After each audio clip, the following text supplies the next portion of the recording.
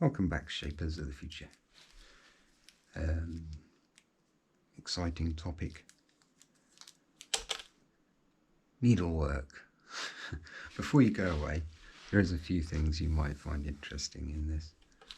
I know it's not an interesting subject, but my needlework skills have generally evolved around the fact that you just poke holes and tie knots, and it usually ends up to be some kind of organised mess of sorts. But I've found that has worked. That's always held. I've never had an issue. Just poke lots of holes, tie lots of knots, and you know you're going to end up with something that's held together as long as the thread is strong enough. I always test my thread by pulling it with my hands first to see if it's strong enough. So I've got thread there, not a lot, but enough for most uses, for a day use. And I've got this little thing out of thermoplastic which holds 3 pins in the back for holding the cloth together. On this side we've got 3 needles.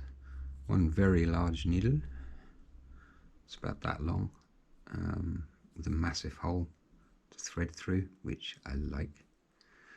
Then we got the medium-sized needle and the very, very small sized needle with the tiniest hole to thread that you can imagine.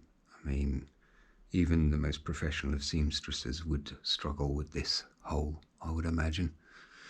But that said, I've got this little tool. Now, why didn't someone tell me about this little tool all those years ago? The amount of time I've spent threading needles or attempting to thread a needle and just finding out it's impossible to do it eventually. And I could add this fantastic little thing. And you just poke it through the eye of the needle and then thread through the gap in here and then pull it back out, and your needle is threaded. So simple, ingenious. So I've got plans to make maybe a larger version of this. It's just finding the wire, which I guess would be something like a spring kind of wire that makes springs with, where it keeps its shape basically. Maybe make it out of a coin, and longer, because I often have this problem threading various things through tiny gaps. So maybe a larger version might be something for the future. So that clips in there, a nice little clip, and that's pretty much that covered. The only other thing I would possibly use is the tweezers on little pocket knives. I've got quite a few of those, so there's always one nearby. But then, yeah, it's quite a neat little package. Takes up hardly any room, but it makes life and sewing a damn sight easier. I might add a little piece of metal to this thermoplastic, just so I can cut thread with it. So I wouldn't need to use scissors or a knife, but it's not essential. But tiny project. All your sewing needs. Get you through with anyway. So the reason mainly is to review this. It's called a magic stitch, and quite frankly, as far as I'm concerned, it is magic. I ain't got a bloody clue how this thing works. It's just, it can't be explained. Ordinarily with sewing machines, a brief run over. You've got a bobbin in the bottom and a bobbin at the top with 2 lots of thread feeding through to do its work underneath, tie knots and things with 2 threads. But this has no bobbin at the bottom. It's a single thread sewing machine. which, how does that work? You know, where has this been all my life? It runs off 4 AA batteries. I've got plenty of rechargeables, so I've got no worries there.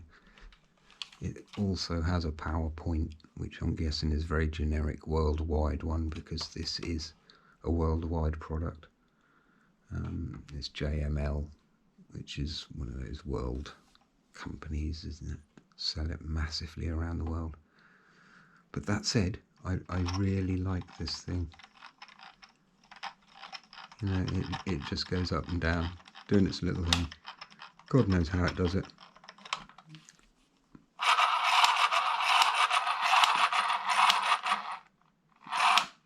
Simple as that, though.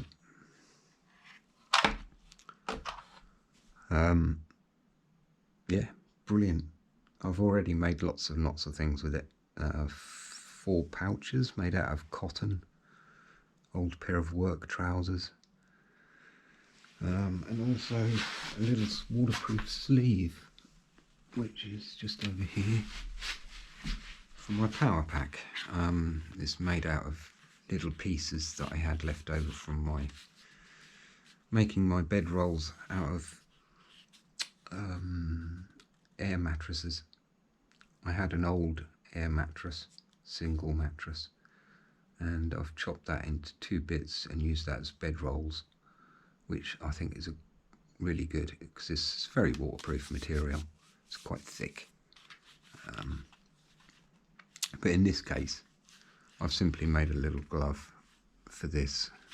There is nothing at this end to worry about, but when I leave it out with the GoPro overnight or something, this is all exposed, which is not good. You could get just a little bit of rain unexpectedly, or anything really. So I made this very tight fitting waterproof glove with just enough room to plug into the USB in there, and then, you know, just put it wherever. Then all of the little inputs are protected, and you've just got a solid case then. I mean, that's not for everybody, I know. I have got a little bit of reflective strip on this as well, because like I say, I do leave it out. So I will need to put a bit of that on this case now, because I often operate it at night and it's so easy to locate it with just a tiny little bit of that visible. But there we go, that's pretty much it. I'll show you the stitch, the handiwork. It's a very fine stitch, much finer than I could ever get, no matter how many years I tried to sew, which has been 30 already, and I've not improved. So the option for neatness is there. Traditional, it does the job. You know, make an organised mess of knots and holes, it's fine. It'll hold out as long as you've got good thread. And that is, oh, I've got one more little tip. At school, they taught you certain ways of doing things. Well, yeah, it's great, and they're right to do so, because it gives you a good start in life. But yeah, eventually as you get older, you'll realise there's other ways of doing things. This is one of my other ways of doing things. Ordinarily you would tie a knot, or a double knot, in this to stop it feeding through once you start your needle up. So rather than doing a double knot on there like they taught me at school, I be careful, because it is very flammable, and that creates a little bauble of plastic on the end, which is as good as any double knot, and a lot quicker. I know they probably shouldn't teach that one in school, because it would mean giving all the students lighters, which I wouldn't have minded at the time, certainly, but for reasons, probably don't teach that one at school. It's not on the curriculum. But that's about it. That's my sewing well sussed, and I hope it didn't take too much of your life. But you might find something in there that suits, works. I would recommend one of these, especially if you can get it cheap. Roughly £25. I don't know. I didn't buy it.